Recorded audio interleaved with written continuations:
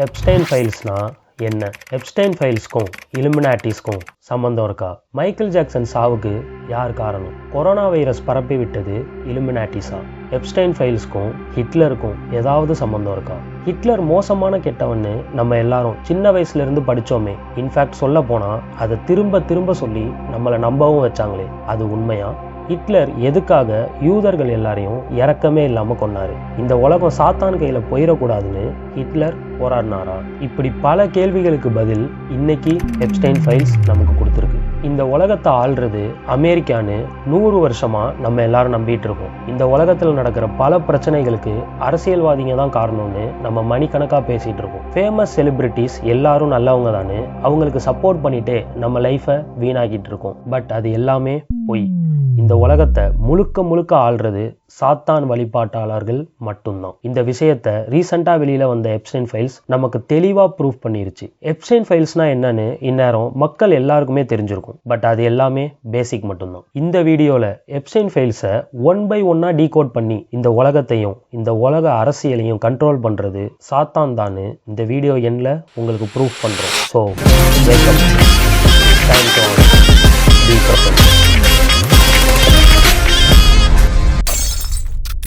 Epstein files decode பண்ணணும்னா first Epstein files பற்றி எல்லாருக்கும் தெரிஞ்சிருக்கணும். ஸோ அதை பற்றி டீட்டெயிலாக பார்ப்போம். இலுமினாட்டிஸ், வேர்ல்ட் எலைட்ஸ் இந்த உலகத்தை பல வருடங்களாக மறைமுகமாக ஆட்சி பண்ணுறவங்க. இலுமினாட்டிஸ் எல்லாருமே சாத்தானை கும்பிட்றவங்க. உலகத்தை எப்போதும் தான் ஆளணும்னு சாத்தான் கிட்ட தன்னோட சோலை விற்றவங்க. சாத்தான்காக குழந்தைகளையும் பெண்களையும் கொடூரமாக டார்ச்சர் பண்ணி பலியிடுறவங்க. அப்படி பலியிடுறது மூலமா சாத்தான் எப்போதும் இந்த உலகத்தை கட்டுப்படுத்துறதுக்கு உதவும்னு ஆழமா நம்புறவங்க. இன்ஃபேக்ட் உண்மையை சொல்ல போனா சாத்தான் அவங்களுக்கு இந்த விஷயத்துல உதவி செய்யுதுன்னே கூட சொல்லலாம். ஏன்னா பல வருடங்களா இன்னும் அவங்க தான் இந்த உலகத்தை ஆள்றாங்க. சாத்தான் எப்படி மனிதனுக்கு உதவும்னு நீங்க கேட்கலாம். முஸ்லிம்ஸ் கிட்ட ஜின் பத்தி கேட்டு பாருங்க, அவங்க உங்களுக்கு தெளிவா சொல்லுவாங்க. ஸோ இலுமினாட்டிஸ் சூஸ் பண்ற ஆளுங்க தான் கண்ட்ரிக்கு லீடர் ஆக முடியும். அவங்க சூஸ் பண்ற ஆளுங்க தான் ஃபேமஸ் செலிபிரிட்டியாவும் ஆக முடியும். அவங்க சூஸ் பண்ணணும்னா கண்டிப்பா அவங்களும் சாத்தான வழிபடுறவங்களா தான் இருக்கணும். அப்படி இல்லைன்னா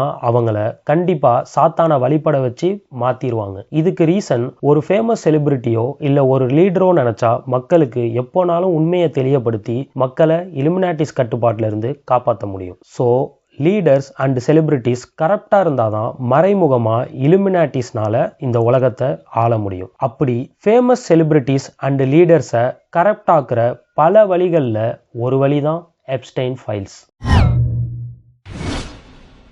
எப்ஸ்டைன் பேசிக்கா சொல்லணும்னா ஒரு பிம்ப், மாமான்னு கூட சொல்லலாம். இலுமினாட்டிஸோட பிம்ப்னே கூட சொல்லலாம். அவனுக்குன்னு ஒரு பிரைவேட் ஐலாண்டே கொடுத்து இலுமினாட்டிஸ் அவனை பத்திரமா பார்த்துக்கிட்டாங்க. அந்த ஐலாண்டுக்கு ஃபேமஸ் பர்சனை வர வச்சு சாத்தான் வழிபாடு செய்ய வச்சு அவங்களையும் கரெக்ட் ஆக்கி எவிடன்ஸ் கிரியேட் பண்றது தான் எப்ஸ்டைனோட வேலை. பல சிறு வயது பெண்களை அங்க ரேப் பண்ணியிருக்காங்க. பச்சை குழந்தைகளை உயிரோட தோலை பிச்சு சாப்பிட்டுருக்காங்க. சிறு பெண்களை வலுக்கட்டாயமா பல ஆண்கள் கூட இன்னும் மோசமா கீழே இறங்கி ஆடு, கழுதன்னு அனிமல்ஸ் கூடயும் செக்ஸுவலா இருக்க வச்சு டார்ச்சர் பண்ணியிருக்காங்க. குழந்தைங்களை கொடூரமா பயமுறுத்தி கொள்றப்போ அவங்க பிளட்ல நடக்கிற கெமிக்கல் ரியாக்ஷன்னால அந்த பிளட்டை குடிக்கிறப்போ எப்போதும் இளமையா இருக்கலாம்னு அவங்க நம்புறாங்க.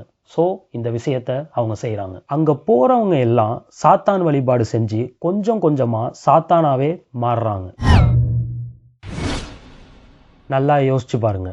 ட்ரம்ப் மாதிரி ஒரு மிகப்பெரிய கோடீஸ்வரனும் ஒரு கண்ட்ரியோட லீடரும் எப்ஸ்டைன்ற ஒரு நார்மல் பர்சன் இன்வைட் பண்ணா எதுக்காக அங்க போகணும்? இன்ஃபேக்ட் இந்தியாவோட முக்கியமான நபரோட பேரு கூட ரீசெண்டா அடிபட்டுச்சு. இவங்க கிட்ட இல்லாத காசா பணமா? இவங்க நினைச்சா அனுபவிக்க முடியாத ஒண்ணு இந்த உலகத்துல இருக்கா? அப்படி இருந்தும் இவங்கெல்லாம் ரிஜெக்ட் பண்ணாம அங்க போக ரீசன், எப்ஸ்டைன் கூப்பிட்டா இலுமினாட்டிஸ் கூப்பிட்ட மாதிரி. இலுமினாட்டிஸ் கூப்பிட்டா யாரா இருந்தாலும் அங்க போய் தான் ஆகணும். அவங்க சொல்றத செஞ்சுதான் ஆகணும். அப்படி செய்யலனாலோ இல்ல அங்க நடந்ததை வெளியில சொன்னாலோ அவங்க உயிர் மர்மமான முறையில இந்த உலகத்தை விட்டு போகும். இதுக்கு எக்ஸாம்பிள் பலர் இருக்காங்க. மெயின் எக்ஸாம்பிள் மைக்கேல் ஜாக்சன் தான்.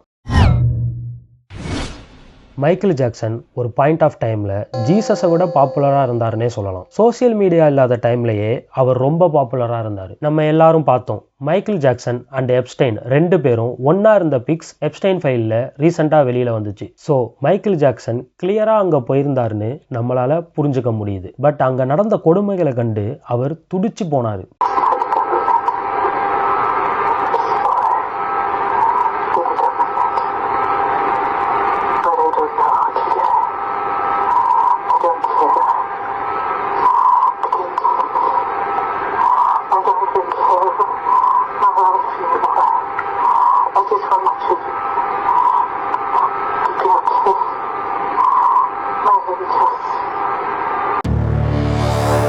தென் 1993ல இஸ்ரேலை சுற்றி மைக்கேல் ஜாக்சன் ஒரு டூர் போகிறாரு. அங்கே போய் பாலஸ்டீன்ஸ்க்கு நடக்கிற கொடுமைகளை பற்றி பாலஸ்டைன் டோன்ட் க்ரைன்னு ஒரு சாங் கிரியேட் பண்ணார்.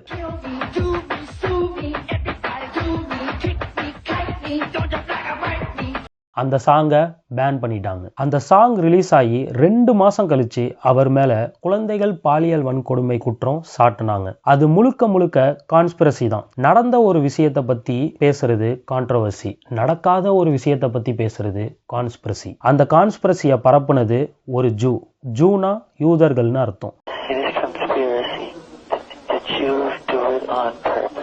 மைக்கேல் ஜாக்சனோட அக்கா கூட பப்ளிக்கா மைக்கேல் ஜாக்சன் ஒரு பீடோஃபைல்னு சொன்னாங்க. பல வருடம் கழிச்சு 2011ல என் ஹஸ்பண்ட் என்னை டார்ச்சர் பண்ணி சொல்ல வச்சாருன்னு ஓப்பனா ஒத்துக்கவும் செஞ்சாங்க. அவங்க ஹஸ்பண்ட் ஒரு ஜூ. இது எல்லாத்துக்குமே நெக்ஸ்ட் சாங்ல, இன்ஃபேக்ட் அவரோட ஃபேமஸ் சாங்ல மைக்கேல் ஜாக்சன் மறைமுகமா பதில் சொன்னாரு. இன்ஃபேக்ட் அந்த சாங் முழுக்க முழுக்க இலுமினாட்டிஸ் பத்தி நம்ம எல்லாருக்கும் அவர் சொல்ல ட்ரை பண்ண சாங்னே சொல்லலாம். மைக்கேல் ஜாக்சனோட லாஸ்ட் ஃபோன் கால்ல அவரோட டெத்தை அவரே ப்ரிடிக்ட் பண்ணி எக்ஸாக்டா சொன்னாரு. அவர் சொன்ன மாதிரியே அவரோட டெத் இருந்தது. உண்மையாவே செம ஷாக்குன்னு கூட சொல்லலாம்.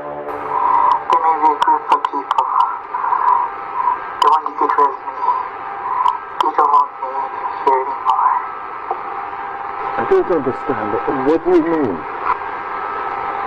Talk to me. Talk about it. Always involved.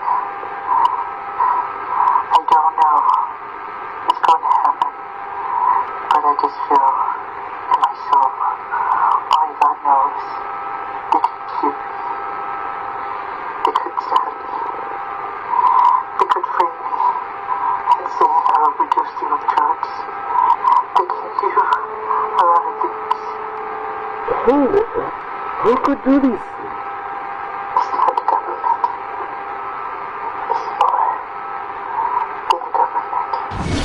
இதெல்லாம் இலுமினாட்டி செய்ய காரணம் மைக்கேல் ஜாக்சன் ரூல்ஸை பிரேக் பண்ணது தான். அவர் பண்ண மெயின் மிஸ்டேக் பாலஸ்டீனுக்கு சப்போர்ட் பண்ணது. இஸ்ரேல்ஸ் ஜூஸ், அதாவது யூதர்களோட கண்ட்ரி. அண்ட் ஷாக்கிங் ட்ரூத் என்னன்னா, இலுமினாட்டிஸ்ல எல்லாருமே யூத மதத்தை ஃபாலோ பண்றவங்க தான். அவங்க பண்ற சாத்தான் வழிபாடும் யூத மதத்தோடது தான். நிறைய பேர் கிறிஸ்டியன்ஸும் அண்ட் ஜூஸும் ஒன்னுன்னு நினைக்கிறாங்க. பட் உண்மை என்னன்னா, ரெண்டும் வேற வேற. இன்ஃபேக்ட் ஜீசஸ் எதிர்த்து போராடின மதமே ஜூஸை தான். ஜீசஸ் ஜூவா இருக்க சான்ஸே இல்லை. அவர் பிறந்த இடத்துக்கும் ஜூஸ்க்கும் சம்பந்தமே இல்லை. இது முழுக்க முழுக்க வரலாறுல ஏமாத்தப்பட்டதுன்னு நான் சொல்லல. இந்த விஷயத்த சொன்னது ஹிட்லர். ஜூ ஒரு சாத்தானோட மதம்னு ஹிட்லர் அனௌன்ஸ் பண்ணி அந்த மதத்தை உலகத்திலிருந்தே அழிக்கணும்னு நினைச்சாரு. எப்ஸ்டைன்ஸ் ஃபைல்ஸ் பத்தி முழுசா தெரியணும்னா நமக்கு ஜூஸ் பத்தியும் முழுசா தெரிஞ்சிருக்கணும். ஸோ அந்த மதத்தை பத்தி ஸ்டார்டிங்ல இருந்து பார்ப்போம்.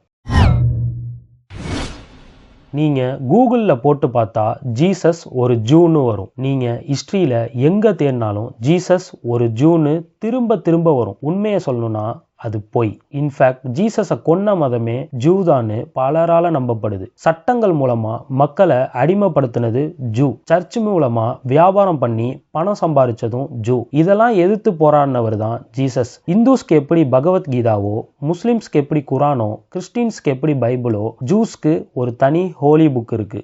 அதுக்கு பேரு டால்மண்ட். அந்த புக்ல ஜூஸை தவிர மற்றவங்க எல்லாரும் அரக்கர்கள், அவங்களுடைய குழந்தைகள் மிருகங்கள், அவங்க கூட சேர்ந்து சாப்பிட்றதும் நாய் கூட சாப்பிட்றதும் ஒன்று. அந்த பெண்கள் எல்லாரும் கேவலமானவங்க. பிறப்புலேயே அவங்க எல்லாம் விபச்சாரிங்க. அவங்களுக்கு இரக்கமே காட்டக்கூடாது. அவங்கள உங்க கையால கொல்லணும். அவங்கள கொல்றதும் மிருகத்தை கொல்றதும் ஒன்று. ஒரு ஜூவை மற்ற மதத்துக்காரங்க அடிச்சா அவங்க சாக வேண்டியவங்க. அவங்களுக்கு மரண தண்டனை கொடுக்கணும். அவங்க ரத்தத்தை சிந்தி கடவுளை வழிபடணும். இதையும் தாண்டி ஜீசஸ் நரகத்துல கொதிக்கிற நெருப்புல எரிஞ்சு டார்ச்சர் அனுபவிக்கிறாரு. ஜீசஸோட அம்மா ஒரு விபச்சாரி. ஜீசஸ் ஒரு பஸ்டர்ட். தனக்குன்னு ஒரு சிட்டி கிரியேட் பண்ணி ஒரு ஜூ அங்க போய் என்ன தவறுனாலும் செய்யலாம். இன் ஃபியூச்சர் கிறிஸ்டியானிட்டி அழிக்கப்பட்டு இஸ்ரேல் உலகத்தை ஆட்சி செய்யும். நாள் வரப்ப முஸ்லிம் அண்ட் கிறிஸ்டியன் ரெண்டு மதமும் முழுசா அழிக்கப்படும்.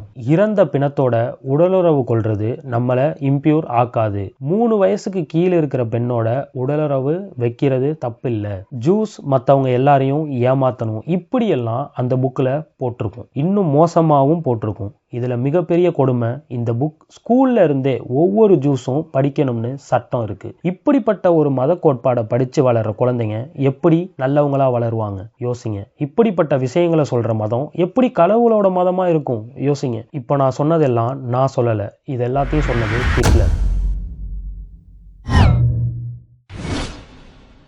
நம்ம இன்னைக்கு யூஸ் பண்ற மணி சிஸ்டமே ஜூஸ் கிரியேட் பண்ணது. ஜூஸ் எல்லாரும் சின்ன வயசுல இருந்தே ஃபைனான்ஸ் அண்ட் மணி பத்தி கத்துக்கிறாங்க. சிஸ்டம்ல உள்ள லூப் ஹோல் பத்தியும் கத்துக்கிறாங்க. 200-300 ஆண்டுகளுக்கு முன்ன ஜூஸ் உலகம் எல்லாம் போய் சிம்பிளா சொல்லணும்னா வட்டி பிசினஸ் பண்றாங்க. சாத்தான் வழிபாடு மூலமா சாத்தான் என்ன சொல்லுதோ அதெல்லாம் அவங்க செஞ்சு இந்த உலகத்தை ஆளவும் முயற்சி செய்யறதாகவும் பலர் நம்புறாங்க. ஒரு கண்ட்ரிக்கு போய் அங்க வட்டி பிசினஸ் பண்ணி அந்த நாட்டோட பொருளாதாரத்தை அழிச்சு நாட்டையே பணம்ன்ற கருவி மூலமா அவங்க கட்டுப்பாட்டுக்கு கொண்டு வருவாங்க. கொஞ்சம் கொஞ்சமா அப்படி செஞ்சு இலுமினாட்டிஸ் ஒரு மிகப்பெரிய அமைப்பா பெருசா வளர்ந்தாங்க. உலக வங்கிகள் அவங்க கட்டுப்பாட்டுக்கு போச்சு. ஸோ உலக அரசியலும் அவங்க கைக்கு போச்சு. இன்னைக்கு எப்படி அமெரிக்காவோ 100 வருஷத்துக்கு முன்னாடி யூரோப்பை பிடிச்சா உலகத்தையே பிடிச்ச மாதிரி. ஸோ முதலாம் உலக போரை இவங்களே கிரியேட் பண்ணாங்க. கிரியேட் பண்ணி போரை நடத்த இவங்களே பணம் மறைமுகமா வட்டிக்கு கொடுத்தாங்க பேங்க் மூலமா. அந்த போர்ல ஜெர்மனியை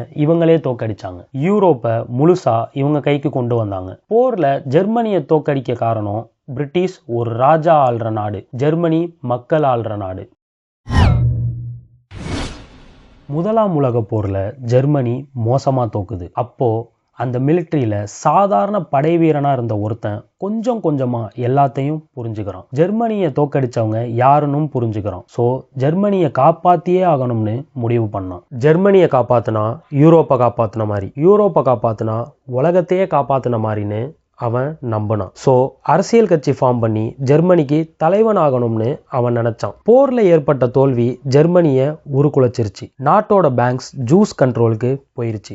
நாட்டோட லீடர் ஜூஸ் பேச்சை கேட்டு நடக்க ஆரம்பிச்சாரு. 70% ஆண்கள் வேலை இல்லாம தவிச்சாங்க. சாப்பாட்டுக்கு கூட வழி இல்லாம பெண்கள் விபச்சாரியா போனாங்க. பானோகிராஃபி, ஹோமோசெக்சுவாலிட்டி அதிகமாச்சு. இன்னைக்கு எப்படி லாஸ் வேகாஸ் இருக்கோ அதை விட மோசமான நிலைமையில, ஓப்பனா சொல்லணும்னா விபச்சார கூடமா வறுமையில ஜெர்மனி ஆச்சு. இதெல்லாம் நடத்தினது ஜூஸ்.